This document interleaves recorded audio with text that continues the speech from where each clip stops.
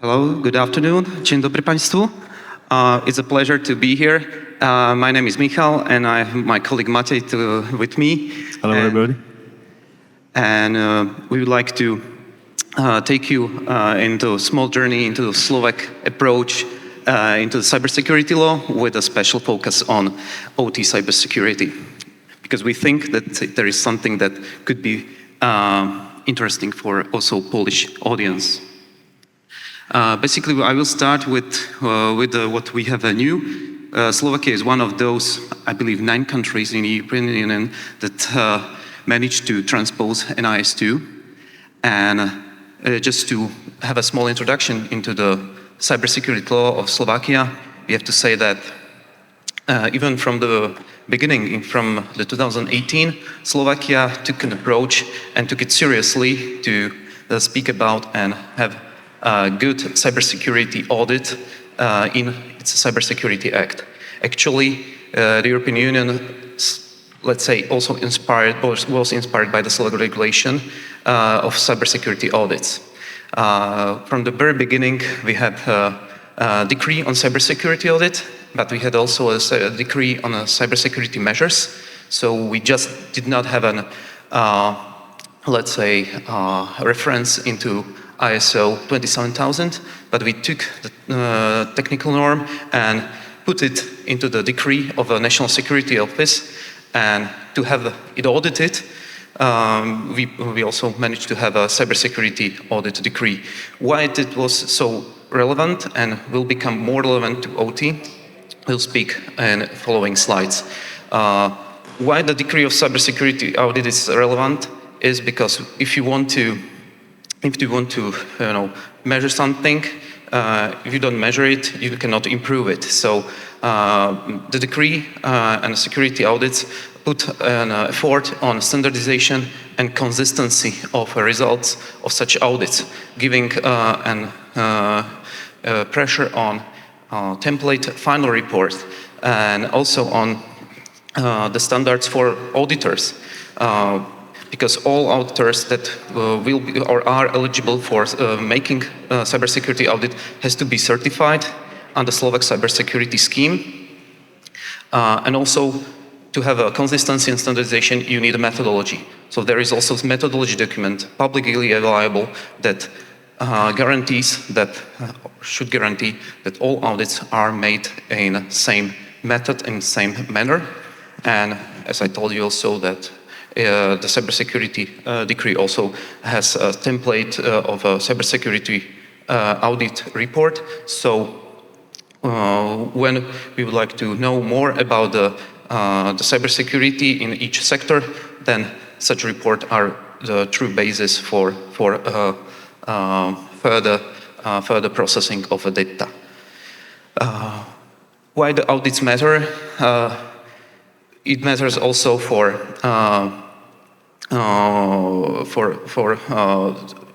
mandatory requirements in Slovakia. The audits had to be made every 2 years or after every major change that is impacting the cybersecurity posture of the organization. Each report has to be submitted into the National Security Authority, so it gathers all the audits. Slovakia experienced 2 auditing cycles, 2001 and 2003, so we have certain, let's say, numbers about how our cybersecurity in each sector is going on. So it makes possible to track the trends and to see the actual posture of cybersecurity in given sectors. So we have learned something during those past years, and we just picked 2 sectors that are relevant for this audience. It's the energy sector, and the second one will be industry. So now we can see basically the top findings from the energy sector from the second auditing cycle. So based on those standardized and methodologically unified ways, we could came up into the conclusion that in the gas sector, which was one of those best auditing results within the energy sector, but on the other side there is a thermal energy sector which is constantly recorded as very poor auditing results. So it's still something that we have to move on, and it may serve as a guidance also for the National Security Authority to make maybe more controls and more audits in such subsector. When it comes to industrial sector, where pharmaceutical sector, metallurgical sector, and chemical industry is included, that was that sector that little bit starved of data. So we have a lack of clear cybersecurity picture, because even if you get it into the law and you will say that everybody is obliged to make an audit and to send the final report, you would imagine that this is not 100% sure that everybody will do this. So what we can see from those data, only 4 audit results were submitted with the Slovak National Security Office. So then there is a small number just to have any, there's only few audits to have a reliable statistical sample. This is about to change. What the Slovakia understood is that also given the NIS2 and a broaden or more OT sector coming into the regulation, that those security measures in our security decree of National Security Authority, which are basically based on the 27,000 ISO, will have to change and will have to be improved by OT cybersecurity special requirements. So now I will hand over the word to Matej, who will guide you through the way how Slovakian National Security Authority approached this challenge and what is coming in next month, because we already have the draft, but we expect the draft of the decree that includes already the OT cybersecurity requirements to be published and to be effective. It was planned to be in June, but we can say now that it will not happen at the 1st of June, but in the coming months it could be a reality in Slovakia. Thank you very much, Michal. Well, hello, everybody. So, yes, exactly as Michal said, the time is short. So basically it should go in effect 1st June of 2025. Each country will adopt this new regulation into their law by their own pace. And I was one of the engineers that was consulted and approached to consult on the exact statements on security controls that we would be basically asking for this, OT subjects, right? So there are a few considerations that we had to take, under the consideration in creating this. So basically, the whole initiative was created under the governance of Slovak National Security Authority, right? So they have been the initiators, and they have asked the group of security auditors, which are certified in both IT and OT technology. And basically, I was one of the guys that have been consulted. So the whole bill was consulted with engineers from, various sectors like manufacturing, energy, food, chemistry, but also with the integrators of OT technologies, right? The focus, when we have been creating these security controls, the focus was on a consistency with, existing ISO 27001 and 62443, right? But yet to be understandable to OT engineers. So one thing that we have realized was that right now we do not have enough OT cybersecurity engineers, right? And because basically this regulation is expanding into the many manufacturing facilities which haven't been controlled subjects before. So right now there will be a big question like how to fill the gap, like who will be doing the actual work, right? And how to deliver the message that would be understandable by OT engineers, which usually are electricians, right? Somebody who is experienced working with the PLC, but terms like identity control, segmentation, this kind of stuff doesn't tell them much, right? So we also wanted to make focus to be able to map the controls to existing ISO and IEC, as I said, so they would be measured, we could measure the progress and the preparedness between the individual factories and sectors and suppliers, right? But also give them something that would give the OT engineer something that he could grasp and understand in his language how to proceed, what to actually do, right? And so emphasis was on creating regulation applicable across multiple industries and different sides of businesses, but at the same time not to overwhelm small organizations, because basically these small organizations are now required to adopt these new things. We know that they do not have big budgets and they would be somehow required to do this. So we wanted to make sure that they will be able to absorb these new tasks. Next slide, please. Yeah. So here you can see the last slide. It's basically the extract from draft that, clearly represents, the wording and the clear division between the ICT or the IT world and OT world, and two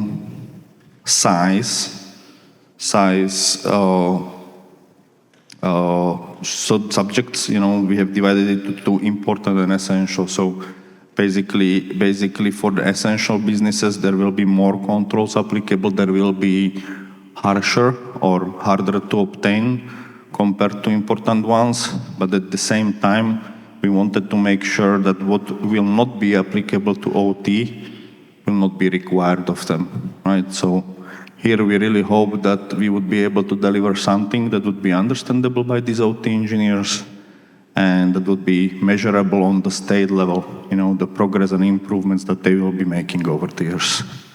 Maybe I will add from perspective of legislation and perspective of lawyer, this annex, what you can see part of it at the slide is some kind of a revolution, because it is not paragraphs, there are no sections, but it's clear, understandable checklist of the requirements that is from, I would say, also our both perspectives as clear as possible.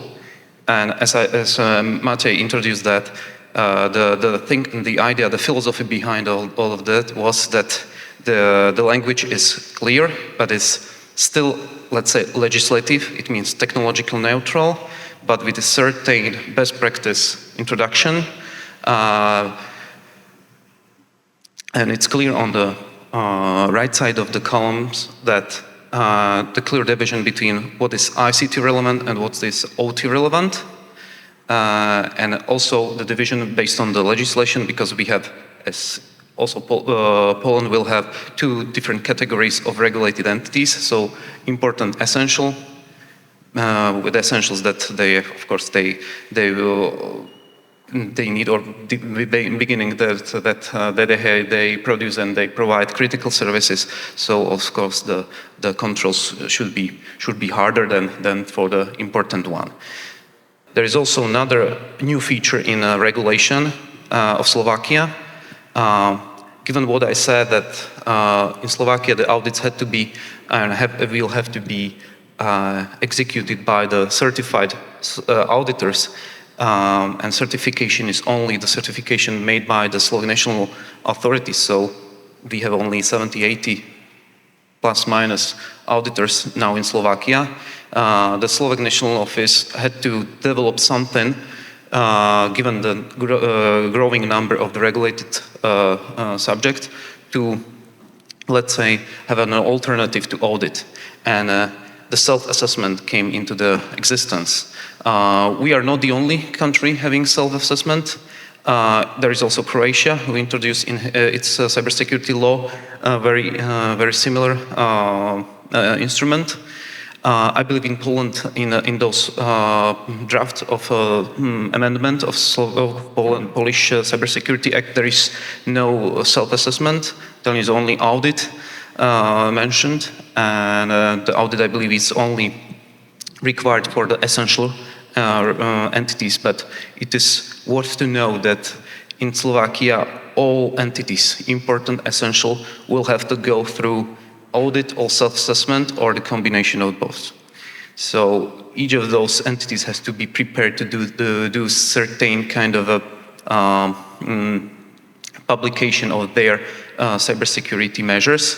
The main difference is that self-assessment is made by the cybersecurity manager, internal cybersecurity manager of the company, while the audit is made by the third party, by the cybersecurity auditor. So this is just to explain the difference and to know that how this kind of assessment, cybersecurity assessment, will be performed in Slovakia in coming years. We expect the first audits, also including the OT cybersecurity requirements, to be performed somewhere around 2027, because if we look at how the registration is coming in Slovakia, so the new entities, mainly from the OT sectors like manufacturing of food, manufacturing and distribution of chemicals, and so on, they will be registered this month into the register, and the 2 years period to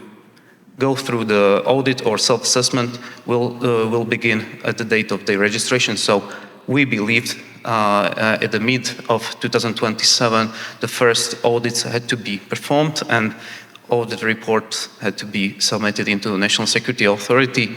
So maybe in 2028 we will have certain kind of first statistics, first real numbers of how Slovak OT sector subjects are doing, how they are doing, and we will see also the first, let's say, feedbacks from the subjects of how they are looking at the new regulation, how they are looking at the new security degree, so how they are doing with this kind of specific requirements. Okay, this is just the extract. There are, as I believe, more than 100 controls. I believe it's open only and publicly available only in Slovak, but we made it also to. I believe you can download it if you would like to see it and have the direct document. Just please after this presentation we are open to discussion and we can provide you with a link. So yeah, you can use the ChatGPT or whatsoever. Just quickly translate it into Polish or English. So. Yeah, Maciej, something that you would add? No, I think that is all. We have pretty much covered everything. So maybe if there are some questions from the audience.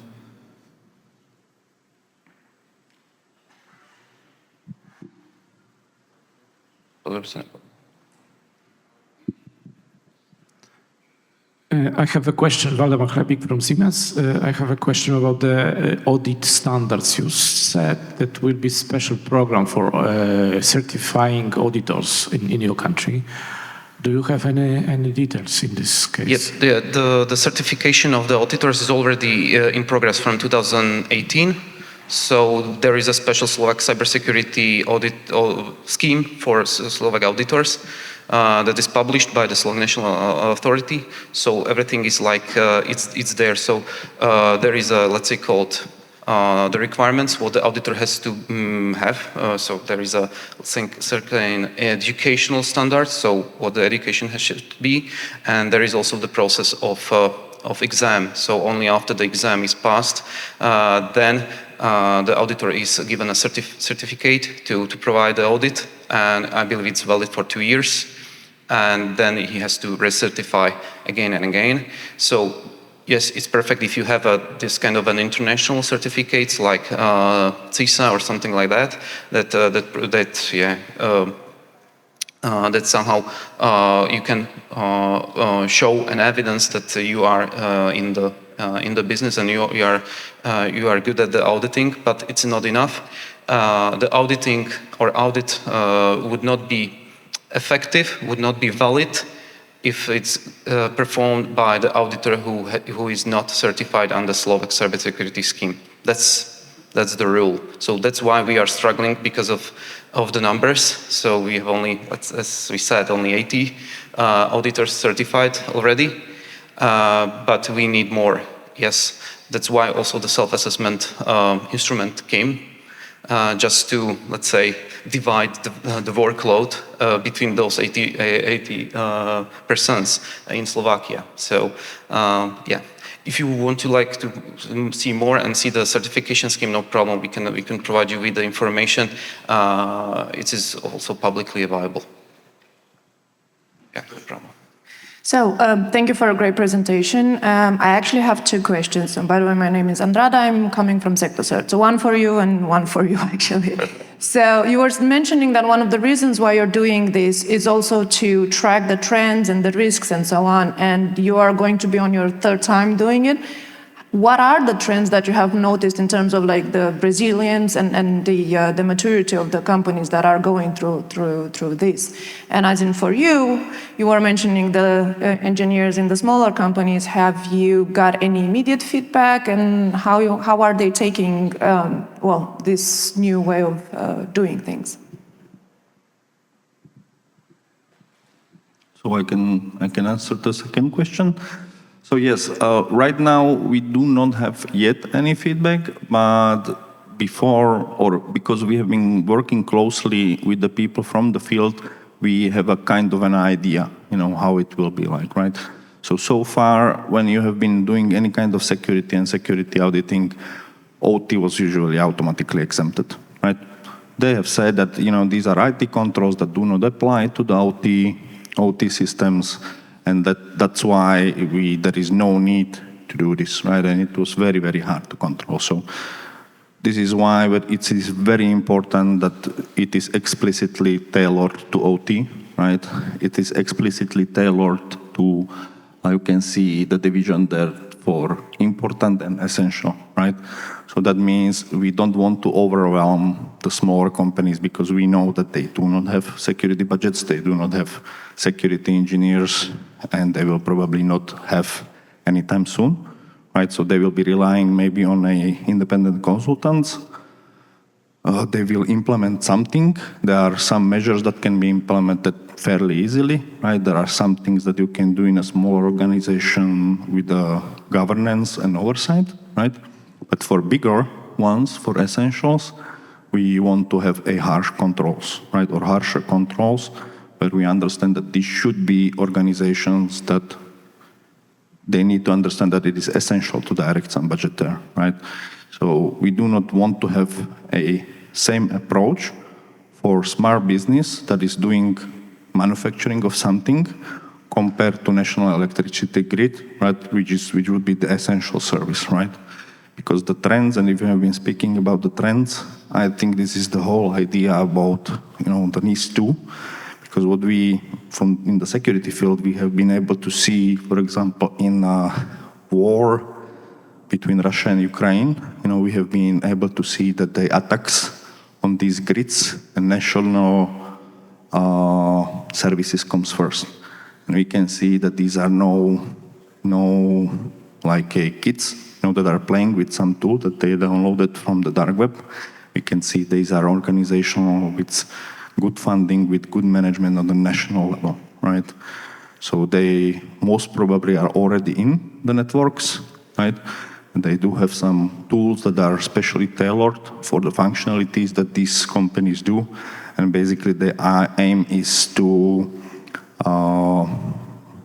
decapacitate the ability of state to make electricity, make food, supply army with food, switch the manufacturing from technical stuff to weapons and something like that. So that would be probably the first wave, and that's, I think, the trends will be monitored closely, because within the NIS2, there is a requirement to report any incident to National Security Authority.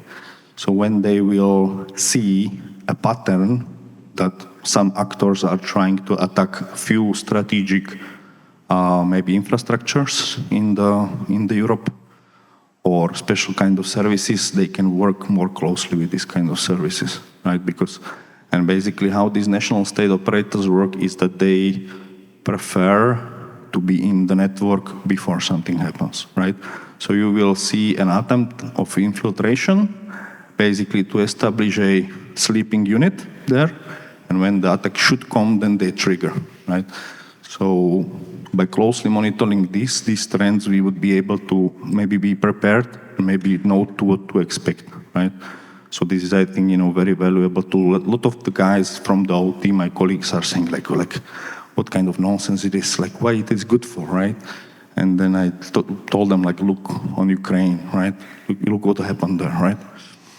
So we have been able to see these attacks because we have some manufacturing units also in the Ukraine, also in the Russia, right?